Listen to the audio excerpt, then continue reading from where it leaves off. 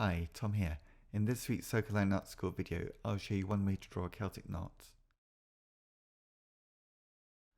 To draw this Celtic knot, start by drawing a square grid of 6 by 6 squares, or you could use grid paper. The next step is to draw 13 circles at the intersection points of the grid in a sequence that makes a pattern of 3, 2, 3, 2, 3.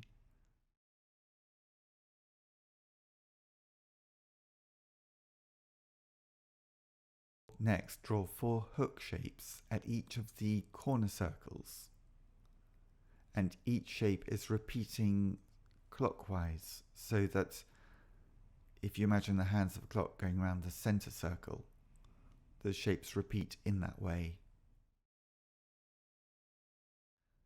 The next step is to draw 4 more hook shapes at each of the corners of the original grid that we drew, the 6 by 6 squares.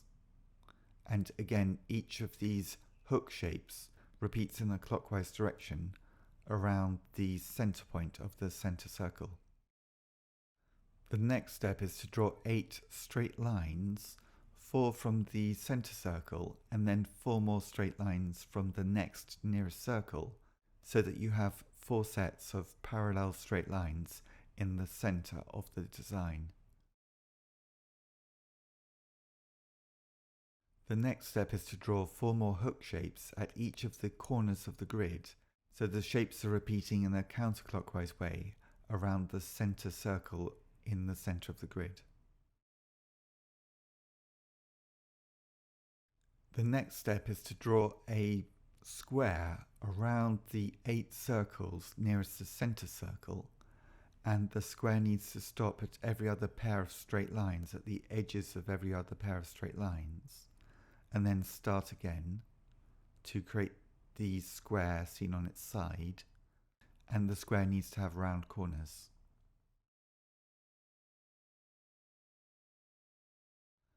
The next step is to draw another square in the same way as the square that we just drew, a square seen on its side, and this time the round corners extend a little way outside the original grid that we drew.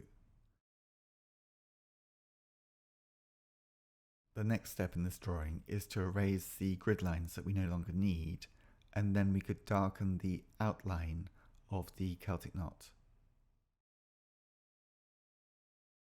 Next, we could add a second inner line to the outer line of the Celtic knot that we've just drawn, and have this inner line sort of parallel to the outer line, so it makes a double line around all of the shapes of the Celtic knot.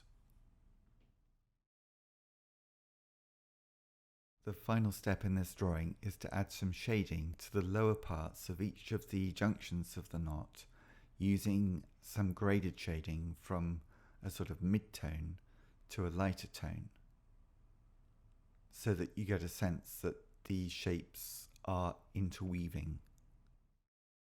Thank you for watching this video. I hope you find it useful for your own drawings. Next up, see the drawing unfold in real time so that you can follow along.